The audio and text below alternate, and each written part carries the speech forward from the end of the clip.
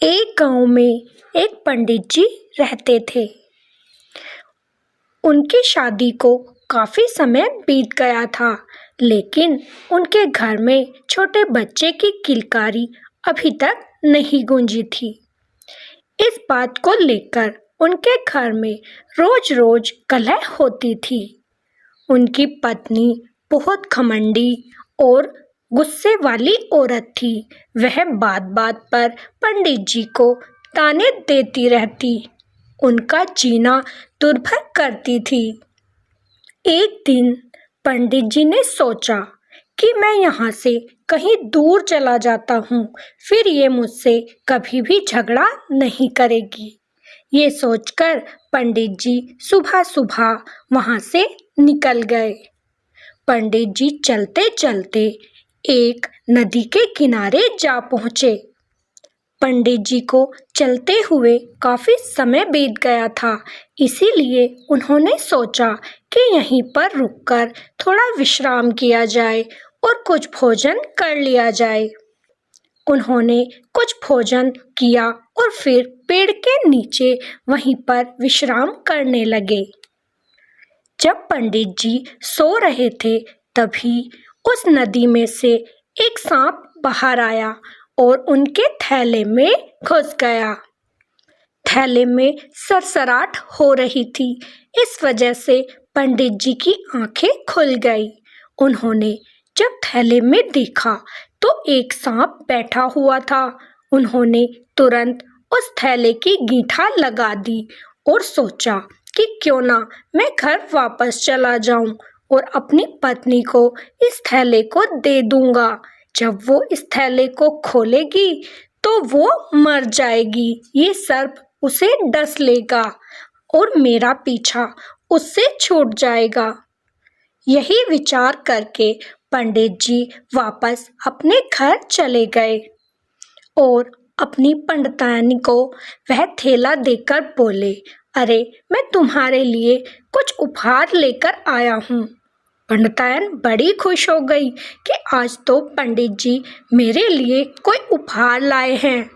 वह उस थैले को जैसे ही खोलने वाली थी, पंडित जी बोले, यहाँ नहीं, इसे ऊपर वाले कमरे में ले जाकर खोलो, कहीं कोई आ ना जाए। पंडितायन ने सोचा जरूर कोई कीमती वस्तु होगी, तभी तो पंडित जी मुझे एकांत में खोलने को बोलते हैं। अब पंडित और पंडितायन दोनों ऊपर वाले कमरे में चले गए। जैसे ही पंडितायन ने थैले की गीठा खोलनी शुरू की, तभी पंडित जी बोले कि मैं अभी आता हूँ, तब तक तुम इस थैले में देख लो कि क्या है। पंडित जी बहाना बनाकर कमरे से बाहर चले गए और दरवाजा बंद कर दिया। जब पंडितायन ने थैला खोला तो उसमें से एक सांप बाहर निकला। उसे देखकर पंडितायन की चीख निकल गई और उसने थैले को दूर फेंक दिया और चिल्लाने लगी, पंडित जी बचाओ, इसमें बड़ा सांप है, ये मुझे डस लेगा, दरवाजा खोलो। लेकिन दरवाजा पंडित जी क्यों खोलेंगे, क्योंकि वो तो चाहते थे कि पंडितायन का काम तमाम हो जाए। पंडितायन जोर जोर से चिल्ला ही रही थी कि उसकी नजर उस सर्प पर फिर से पड़ गई तो देखा कि वहां पर बहुत ज्यादा प्रकाश होने लगा और उस प्रकाश के पीछे से एक बड़ा ही सुंदर बालक प्रकट हो गया, जिसे देखकर पंडितायन चौंक गई और जोर जोर से बोलने लगी, पंडित जी जल्दी आओ, ये तो बड़ा सुंदर बालक है, तुमने आज मेरी इच्छा पूरी कर दी, मेरे लिए इतना अनमोल तोहफा ले आए। पंडित ने सोचा कि ये बावली हो गई है, न जाने क्या क्या बोल रही है, सबको बालक कैसे बता सकती है। लेकिन पंडितायन बार बार यही बोलती रही कि बड़ा सुंदर बालक है, मेरी मन की मुराद पूरी हो गई। पंडित ने सोचा एक बार अंदर जाकर देख लेता हूँ, क्या पता पंडितायन सच बोल रही हो। जैसे ही पंडित जी ने दरवाजा खोला तो क्या देखा कि सच में ही एक बड़ा सुंदर बालक उनके कमरे में खड़ा था, जिसे देखकर पंडित जी अपनी सारी दुविधा भूल गए और जितने भेदभाव वो अपनी पत्नी से रख रहे थे वो सब भूलकर उन्होंने अपनी पत्नी को गले लगा लिया और दोनों पति पत्नी उस बच्चे को पाकर बड़े खुश हो गए। पंडित जी बोले कि इस बालक को हमें भगवान ने दिया है, हम इसके साथ अपना जीवन बिताएंगे और इसका नाम हम नारायण रखेंगे। अब तो पंडित और पंडिताइन की खुशी का कोई ठिकाना न था। वे दोनों उस बच्चे की बड़े अच्छे से देखभाल करने लगे। धीरे धीरे वो बच्चा बड़ा हो गया और एक नवयुवक नौजवान बन गया। वह इतना सुंदर नौजवान बन गया कि उसे देखकर हर कोई उस पर मोहित हो जाता था। वह युवक सुंदर तो था ही, उसके साथ साथ उसके अंदर गुणों का भंडार था। वह इतना ज्ञानी था कि अच्छे अच्छों की बोलती बंद कर देता था। एक दिन नारायण बोला, बाबा मुझे सरोवर में स्नान करना है, मेरी बड़ी इच्छा है। अगर ये इच्छा पूरी नहीं होगी तो मेरा मन प्रसन्न नहीं होगा। पंडित जी को बड़ी चिंता हुई कि अगर इसे नदी तालाब पर स्नान कराऊं तो ये वहीं से आया था, अगर ये वापस चला गया तो हमारा क्या होगा। इसीलिए पंडित जी बोले, बेटा यहाँ पर एक ही सरोवर है और वो भी राजा के महल में बना हुआ है, जिसमें उसकी राजकुमारी स्नान करती है। मैं वहाँ तुझे नहीं भेज सकता, नहीं तो सैनिक तुझे पकड़कर ले जाएंगे। लेकिन नारायण मानने वाला कहाँ था। वह जिद कर बैठा, नहीं बाबा मैं सब कुछ देख लूँगा, आप बस एक बार मुझे उस सरोवर का पता बता दीजिए। पंडित जी अपने बेटे की जिद के आगे झुक गए और उसके साथ राजा के महल के पीछे वाली दीवार के पास चले गए। नारायण इधर उधर कुछ खोजने लगा। पंडित जी ने पूछा, बेटा क्या ढूंढते हो? तब नारायण बोला, बाबा मैं कोई छोटा सा छिद्र ढूंढ रहा हूँ जिसमें होकर मैं सरोवर में जा सकूं। तभी दीवार के पास उसे एक छिद्र दिख गया। नारायण ने अपना वेश पहले की तरह सांप जैसा बना लिया और वह अंदर चला गया, सरोवर में स्नान करने लगा। तभी राजकुमारी को कुछ आहट सुनाई दी। वह अपनी दासी से बोली, दासी जरा देख कर आओ सरोवर में कौन है। लेकिन जब तक दासी आई वह वहां से जा चुका था। दासी को वहां कोई भी नहीं मिला। अगले दिन फिर से नारायण स्नान करने आया। फिर से रानी को वहां पर आहट हुई। वह दासी से बोली, दासी जरा देख कर आओ सरोवर में कौन है। दासी जब तक गई फिर से नारायण वहां से जा चुका था।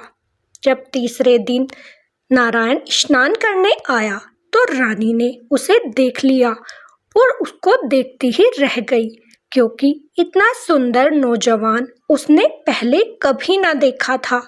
इतना हट्टा कट्टा और सुंदर कटीली आंखों वाला व्यक्ति पहली बार उसके मन को मोह ले गया। रानी ने देखा कि वह व्यक्ति एक सांप में बदल गया और महल से बाहर चला गया। रानी बोली, दासी इसका पीछा करो और देखो ये कहाँ जाता है। दासी वापस आई तो बोली, वह व्यक्ति तो बाहर जाते ही फिर से अपने दूसरे रूप में आ गया और वह पंडित जी के साथ पास वाले घर में ही चला गया। अब तो राजकुमारी को कोई सुध बुध ना रही। उसने खाना पीना सब छोड़ दिया और अपनी माँ से जाकर बोली, माँ मुझे उस व्यक्ति से विवाह करना है जो कि पंडित जी के घर में रहता है। माँ ने सारी बात राजा साहब को बता दी कि आपकी पुत्री एक नौजवान से प्रेम कर बैठी है और वो और कोई नहीं, पास वाले घर में रहने वाले पंडित जी का बेटा है, जिससे आपकी पुत्री विवाह करना चाहती है। राजा बोले, नहीं, ये कदापि नहीं हो सकता। मैं अपनी पुत्री का विवाह एक मामूली से पंडित के बेटे से नहीं कर सकता। मैं राजकुमारों की लाइन लगा दूंगा। तुम्हें जो भी पसंद हो उससे मैं तुम्हारा विवाह खुशी खुशी करा दूंगा, लेकिन पंडित के बेटे से कदापि नहीं कराऊंगा। तब राजकुमारी बोली, बाबा, मैं विवाह करूंगी तो पंडित के बेटे से ही करूंगी, नहीं तो किसी से नहीं। मेरा भी ये प्रण रहा। राजा सोच में पड़ गया। काफी सोच विचार के बाद उसे झुकना पड़ा। उसने पंडित जी को बुलवाया। पंडित जी जब राजा से मिलने आए तो राजा बोले, तुम्हारा बेटा सुना है बड़ा सुंदर और सुशील है। क्या तुम उसका विवाह मेरी पुत्री के साथ करोगे? पंडित को अपने कानों पर विश्वास न हुआ कि राजा साहब अपनी बेटी का विवाह मेरे बेटे के साथ करना चाहते हैं। पंडित जी खुशी से उछल पड़े और बोले, अहो भाग्य हमारे जो आप हमें इस काबिल समझते हैं। राजा बोले, लेकिन मेरे यहाँ पर बारात बड़े ठाट बाट से आनी चाहिए, क्योंकि मेरी इकलौती बेटी है और इसका विवाह मैं बड़ी धूमधाम से करना चाहता हूँ। पंडित जी घर चले गए, लेकिन चिंता में डूब गए कि शादी का खर्चा कैसे उठाऊंगा।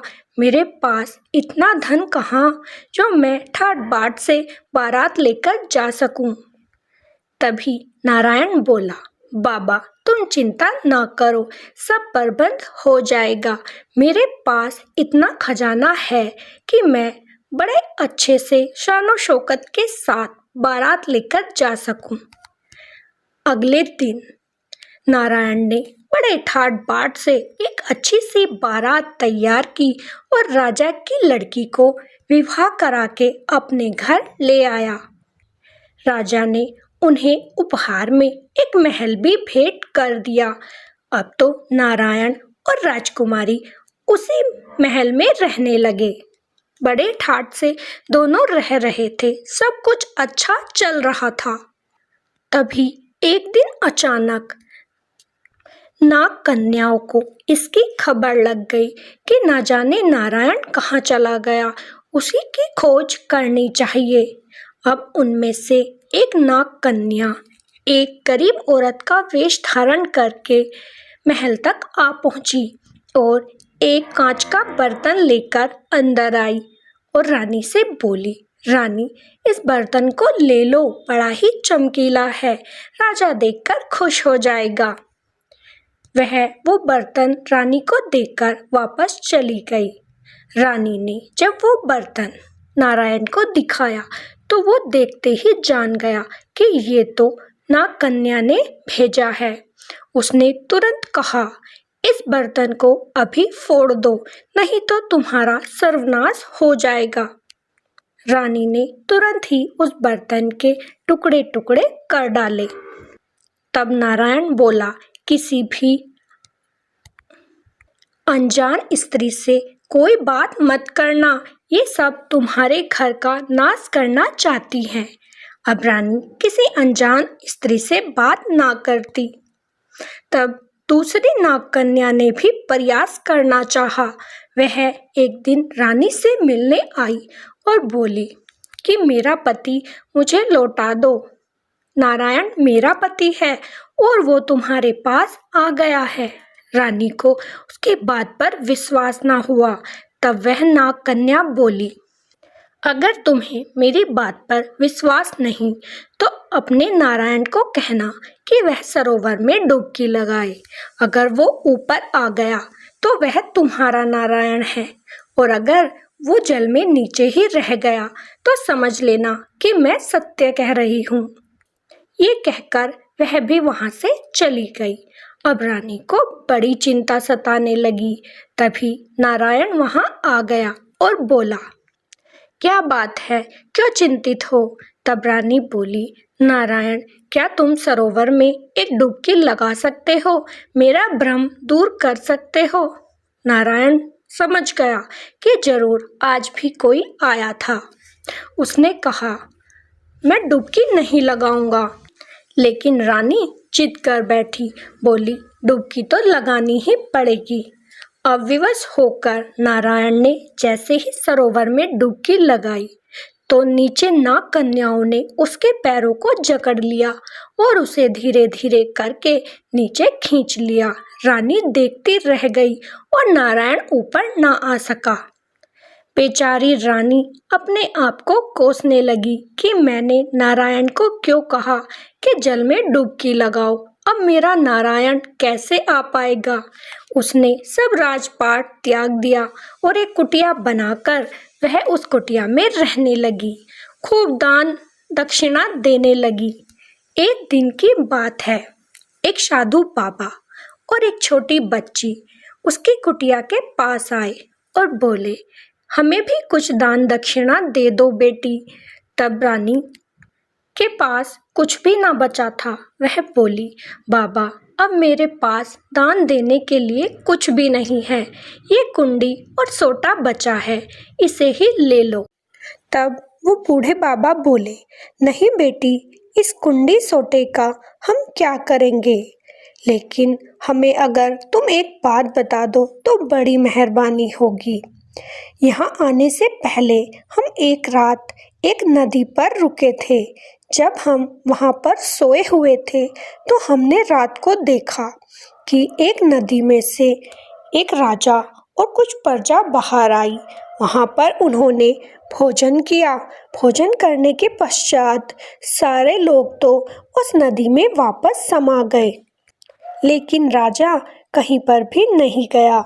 उसने एक भोजन की थाली लगाई और बोला, कोई गरीब दुखिया है तो भोजन कर ले। उसके बाद वो हमारे पास आया और हमें भोजन देकर बोला कि ये भोजन मेरी प्यारी पत्नी के नाम। हमने सोचा कि उसकी पत्नी उसके साथ ही होगी, लेकिन वह इतना कहकर वापस चला गया।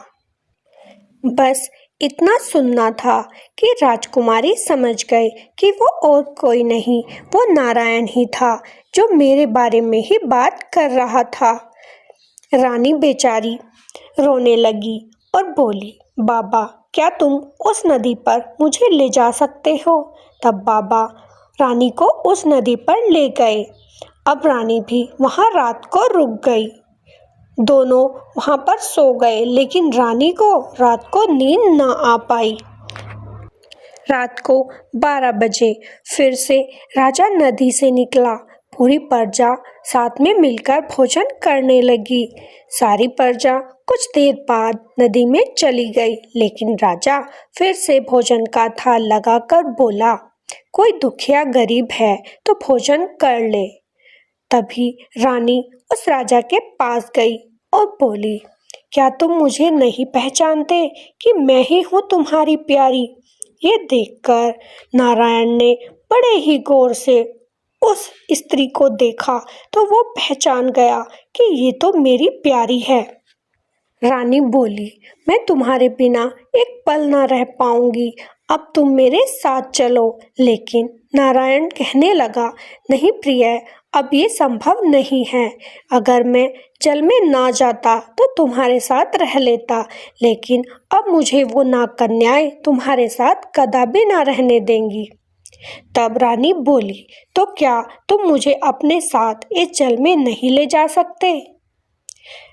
नारायण ने सोचा, ये तो मैं कर सकता हूँ।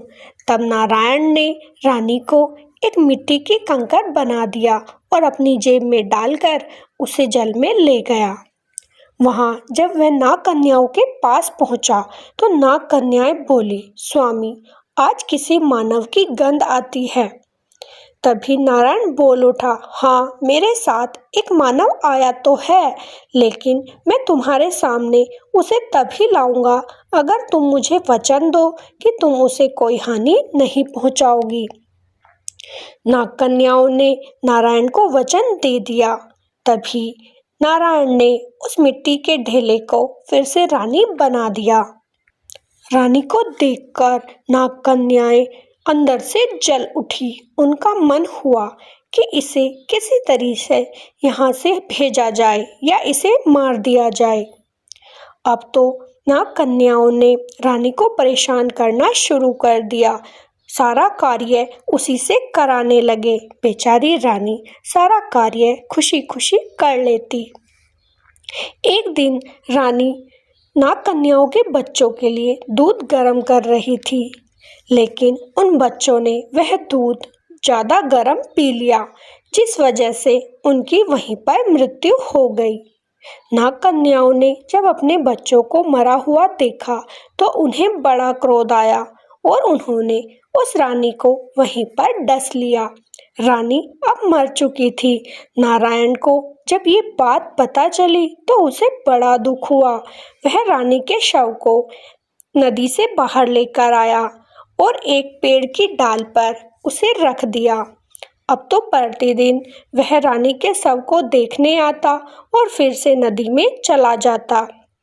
एक दिन की बात है कि वहाँ पर एक बड़े ही ज्ञानी ऋषि मुनि आए हुए थे। उनकी नज़र उस रानी के शव पर पहुँच गई। उन्होंने रानी के शव को नीचे उतारा और वो सब जान गए कि ये रानी कौन है और इसके साथ क्या क्या घटित हुआ है। उन्होंने परमात्मा से विनती की कि हे प्रभु, इस निर्दोष को सजा मत दो, इसे जीवन दान दो। प्रभु ने उसकी सुन ली और रानी फिर से जीवित हो गई। अब वे ऋषि मुनि बोले, बेटी, आज से तुम मेरे साथ ही रहोगी। अब तुम मेरे साथ चलो। रानी ऋषि मुनि के साथ उसके घर चली गई और कुछ दिन वहीं पर रहने लगी। उधर जब नारायण रानी के शव को देखने आया तो उसे शव वहाँ ना मिला। अब तो वह बड़ा परेशान हुआ। इधर उधर रानी को खोजने लगा। खोजते खोजते वह भी ऋषि मुनि के घर पहुँच गया। उस वक्त रानी सो रही थी। नारायण जाकर उसके बेड के पास अपने सांप के वेश में बैठ गया। तभी ऋषि मुनि का बड़ा बेटा उस कमरे में आया तो उसने देखा कि रानी के पास एक सांप बैठा है। उसने सोचा, अगर इसने रानी को डस लिया तो वो मर जाएगी। उसने एक तलवार उठाई और उस सांप के टुकड़े टुकड़े कर डाले। तभी रानी की आंखें खुल गई और उसने उस लड़के को बहुत ही धमकाया। बोली, ये तुमने क्या अनर्थ कर दिया? मेरे पति को मार डाला। अब मैं भी जीवित नहीं रहूंगी। नारायण की सैया बनाई गई और उसी पर बैठकर रानी ने भी अपने आप को अग्नि में समर्पित कर दिया। दोनों की चिता जल गई और दोनों जलकर भस्म हो गए। ये बात जब ऋषि मुनि को पता चली तो उन्हें बड़ा दुख हुआ। ऋषि मुनि ने उस राख के ढेर में से एक मुट्ठी राख ली और वह एक पेड़ के नीचे बैठकर रोने लगे। रोते रोते उन्हें काफी समय बीत गया। संयोगवश उसी समय माता पार्वती और भोले बाबा पंछियों का रूप धारण करके उस पेड़ पर बैठे हुए थे। उन्होंने उस ऋषि मुनि की सारी बात जान ली तो माता पार्वती भोले बाबा से बोली कि ये कितना अज्ञानी है। अगर ये इस राख के ढेर को इस जल में प्रवाहित कर दे तो ये दोनों जीवित हो जाते, लेकिन ये तो कुछ सुनता ही नहीं है, अपनी सुध-बुध में खोया है। ऋषि मुनि उन दोनों पंछियों की ये सारी बातें सुन रहे थे। उन्होंने जाकर तुरंत उस राख की मुट्ठी के ढेर को उस जल में प्रवाहित कर दिया और राजा रानी फिर से जीवित हो गए। अब वो दोनों एक कुटिया बनाकर अपना जीवन यापन करने लगे। वो ऋषि मुनि भी उनके साथ ही रहने लगे, खुशी खुशी से अपना जीवन बिताने लगे। तो आपको ये कहानी कैसी लगी कमेंट में ज़रूर बताइएगा। फिर मिलेंगे। राधे राधे। जय श्री कृष्णा।